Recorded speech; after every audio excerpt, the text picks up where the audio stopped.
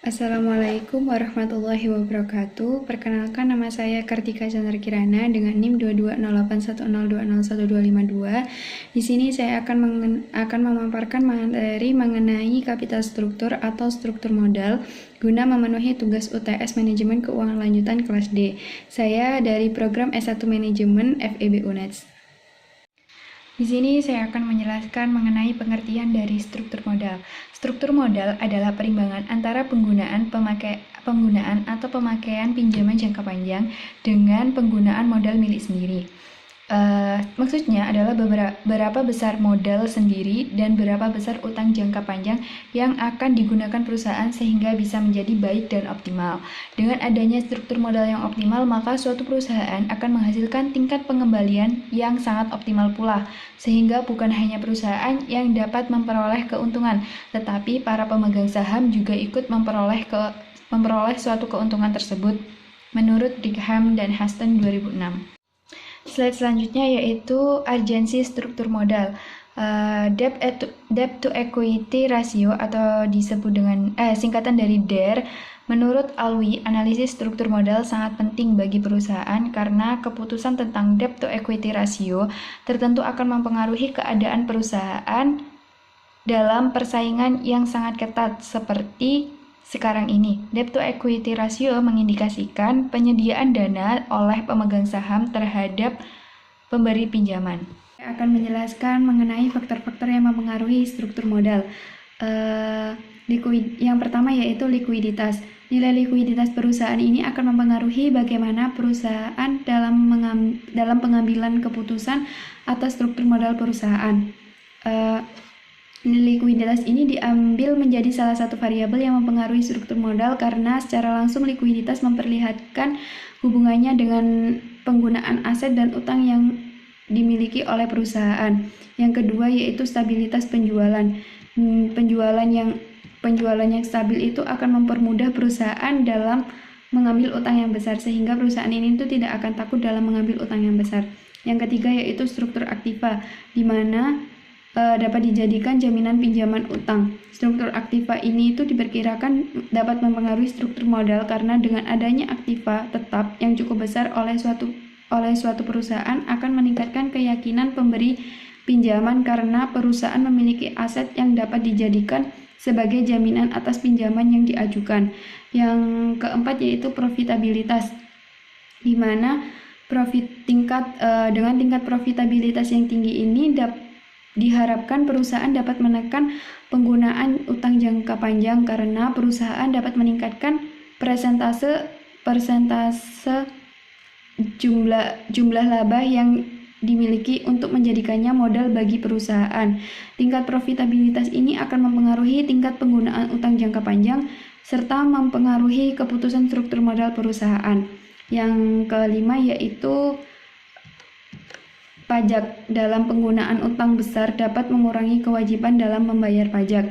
Yang keenam yaitu sikap manajemen. Dalam sikap manajemen ini ada manajer agresif dan ada manajer konservatif. Dalam kedua pendekatan ini memiliki kelebihan dan kelemahan masing-masing dan pilihan tergantung pada situasi, tujuan jangka panjang dan toleransi resiko. Manajemen agresif mungkin menghasilkan keuntungan besar tetapi juga dapat menghadirkan resiko besar. Sementara manajer konservatif dapat memberikan stabilitas tetapi mungkin kurang mampu dalam mengambil peluang pertumbuhan yang lebih besar. Sebagian besar perusahaan dapat menggabungkan elemen-elemen keduanya dalam strategi manajemen mereka sesuai dengan tujuan dan kondisi saat itu. Yang terakhir yaitu ukuran perusahaan, di mana ukuran perusahaan ini tuh logaritma natural dari total aset. Slide ini saya akan menjelaskan mengenai pendekatan-pendekatan pada teori struktur modal. Yang pertama yaitu pendekatan laba bersih atau net income. Biaya modal dan biaya utang dianggap konstan sehingga perusahaan ini dapat meningkatkan utang. Maksudnya adalah apabila perusahaan itu menggunakan utang yang lebih besar, maka pemilik saham akan memperoleh bagian laba yang semakin kecil. Oleh karena itu, tingkat keuntungan yang diisyaratkan oleh pemilik modal sendiri akan meningkat sebagai akibat meningkatnya resiko perusahaan. Yang kedua yaitu pendekatan pendapatan operasi bersih atau NOI. Biaya modal rata-rata tertimbang bersifat konstan dengan berapapun tingkat utang perusahaan. Yang kedua, konsekuensi biaya modal rata-rata tertimbang konstan dan keputusan struktur modal menjadi tidak penting. Slide ini saya akan melanjutkan pendekatan-pendekatan dari struktur modal. Yang ketiga yaitu pendekatan tradisional, yang dimana perubahan struktur modal yang optimal dan peningkatan nilai total perusahaan melalui penggunaan financial leverage, utang dibagi dengan modal sendiri.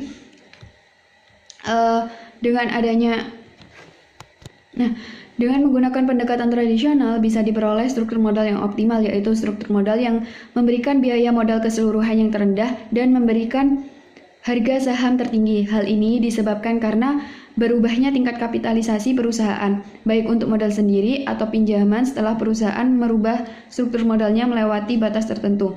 Perubahan tingkat kapitalisasi ini disebabkan karena adanya resiko yang berubah. Dan yang terakhir yaitu pendekatan MM atau Modigliani dan Miller. Ini berpendapat bahwa struktur modal ini tidak mempengaruhi perusahaan, yang dimana mereka kan itu berpendapat bahwa struktur modal ini tidak relevan atau tidak mempengaruhi nilai perusahaan.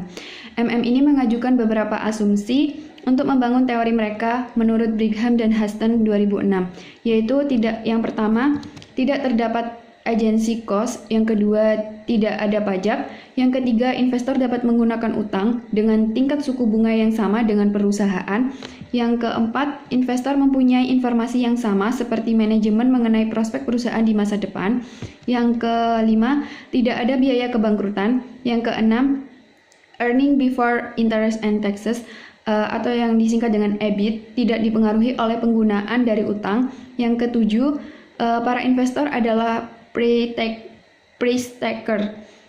Yang kedelapan, yang terakhir atau yang kedelapan ini, jika terjadi kebangkrutan, maka aset dapat dijual pada harga pasar atau yang disebut dengan market value. Kemudian yang kedua ini kan ada dua jenis teori dalam pendekatan MM, yaitu teori MM tanpa pajak dan teori MM dengan pajak. Di sini saya akan menjelaskan mengenai teori MM tanpa pajak. Dalam teori MM tanpa pajak ini ada beberapa proposisi.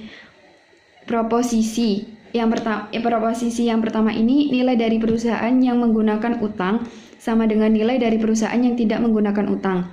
Implikasi dari proposisi ini adalah struktur modal dari suatu perusahaan tidak relevan, perubahan struktur modal tidak mempengaruhi nilai perusahaan, dan weighted average cost of capital atau WACC perusahaan akan tetap sama, tidak dipengaruhi oleh bagaimana perusahaan memadukan utang dan modal untuk membiayai perusahaan.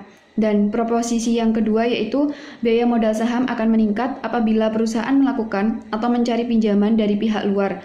Risk of the equity bergantung pada risiko dan operasional perusahaan atau business risk, dan tingkat utang perusahaan financial risk.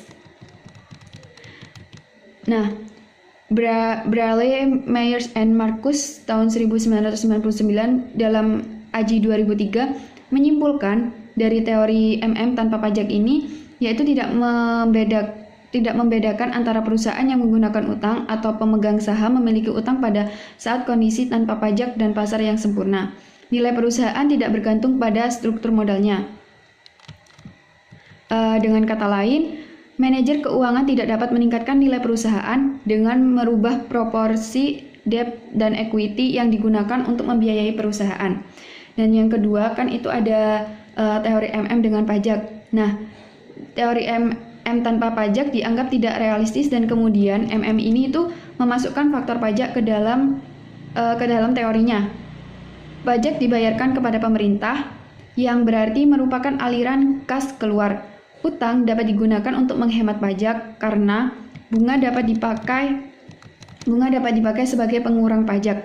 Dalam teori MM dengan pajak ini terdapat dua proposisi juga. Yang pertama yaitu Nilai dari perusahaan yang menggunakan utang sama dengan nilai dari perusahaan yang tidak menggunakan utang ditambah dengan penghematan pajak karena bunga utang. Implikasi dari proposisi ini, pembiayaan dengan utang sangat menguntungkan, dan menyatakan bahwa struktur modal optimal ini perusahaan adalah 100% utang. Proposisi yang kedua, biaya modal saham akan meningkat dengan semakin meningkatnya utang, tetapi penghematan pajak akan lebih besar dibandingkan dengan penurunan nilai karena kenaikan biaya modal saham. Implikasi dari proposisi ini yaitu penggunaan utang yang semakin banyak akan meningkatkan biaya modal saham. Menggunakan utang yang lebih banyak berarti menggunakan modal yang lebih murah. Biaya modal utang lebih kecil dibandingkan dengan biaya modal saham, sehingga akan menurunkan biaya modal rata-rata tertimbangnya, meski biaya modal saham meningkat. Teori ini sangat kontroversial. Implikasi teori tersebut adalah perusahaan sebaiknya menggunakan utang sebanyak-banyaknya. Dalam prakteknya, tidak ada perusahaan yang mempunyai utang sebesar itu, karena semakin tinggi tingkat utang suatu perusahaan, akan semakin tinggi kemungkinan kebangkrutannya. Di slide ini saya akan menjelaskan mengenai trade-off teori, yang dimana trade-off teori dalam menentukan struktur modal yang optimal memasukkan beberapa faktor antara lain pajak, biaya keagenan, dan biaya kesulitan keuangan, tetapi tetap mempertahankan asumsi efisiensi pasar dan symmetric information sebagai imbangan dan manfaat penggunaan utang. Teori ini merupakan keseimbangan antara keuntungan dan kerugian atas penggunaan utang. Kemudian teori struktur modal yang menyatakan bahwa perusahaan menukarkan manfaat pajak atas utang dengan masalah yang ditimbulkan oleh potensi kebangkrutan. Perusahaan yang mempunyai tingkat profit yang tinggi dapat menggunakan jumlah hutang yang tidak terlalu banyak untuk menghindari resiko yang tidak diinginkan. Di slide selanjutnya saya akan menjelaskan mengenai pecking order theory, yang dimana teori pecking order ini menjelaskan mengapa perusahaan yang menguntungkan meminjam jumlah uang yang lebih sedikit, dan teori ini berbunyi sebagai berikut. Yang pertama, perusahaan menyukai pendanaan internal, karena dana ini terkumpul tanpa mengirimkan sinyal sebaliknya yang dapat menurunkan harga saham. Yang kedua, jika dana eksternal dibutuhkan, maka perusahaan ini menerbitkan utang ini lebih dahulu dan hanya menerbitkan ekuitas sebagai pilihan terakhir. Pecking order ini muncul karena penerbitan utang tidak terlalu diterjemahkan sebagai pertanda buruk oleh investor bila dibandingkan dengan penerbitan ekuitas.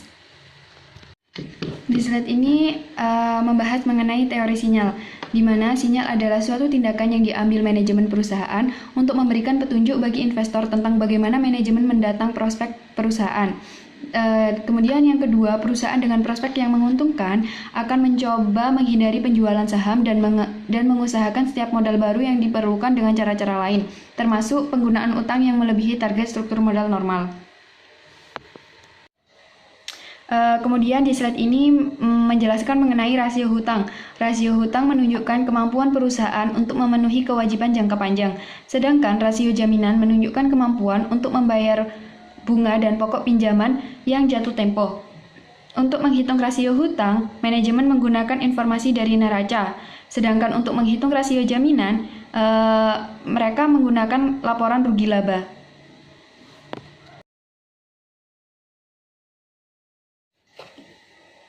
Sekian pemaparan materi dari saya mengenai kapital struktur. Mohon maaf bila ada kekurangan dalam penjelasannya.